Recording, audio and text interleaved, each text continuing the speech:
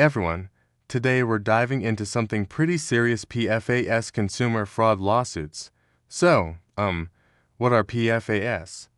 Well, they're these chemicals that have been used in a ton of products like, cosmetics and food packaging.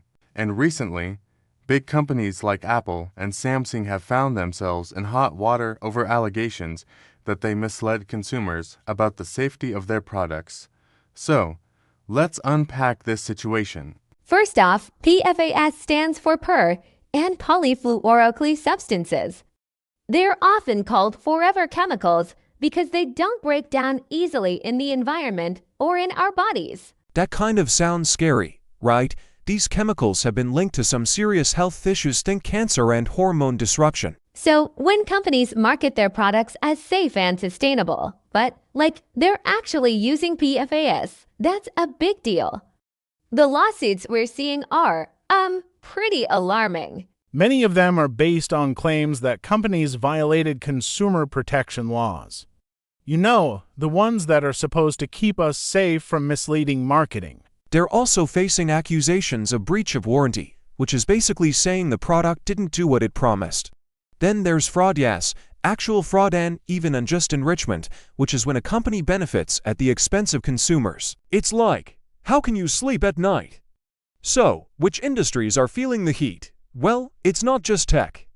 We're looking at cosmetics, food packaging, and even apparel. There have been lawsuits across the board, and it's like a wake-up call for companies.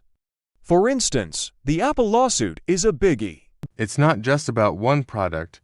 It raises questions about how seriously companies are taking PFAS risks in their supply chains. And, there have been some notable court rulings recently, like Solis v. Covergirl and Richburg v. Conagra. These cases are showing us that the courts are, really starting to take this seriously. It's not just a trend, it's a movement. Companies need to be aware that they could be facing increased scrutiny and potential litigation if they don't clean up their act. Now, as we look at these developments, it's super important for businesses to assess their PFAS risks. Seriously, it's not just about avoiding lawsuits. It's about doing the right thing. We all want to feel safe using products, right? Companies need to be proactive, not reactive. So, what does all this mean for us as consumers? Well, it's a lot to process. It's easy to feel overwhelmed and maybe a bit angry. Like, why are companies putting profit over our health? But, I think this situation is also a chance for us to push for change. We have power as consumers. By being informed and demanding transparency, we can hold these companies accountable. And, it's easy to get lost in the negativity of all this. But I personally feel a little hopeful.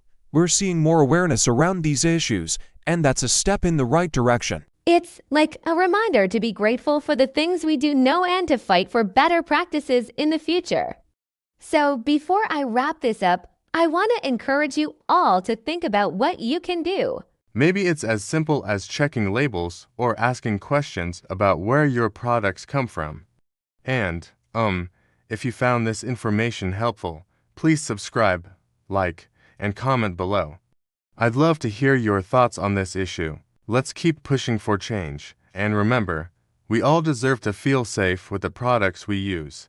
Thanks for tuning in, and, let's stay informed together.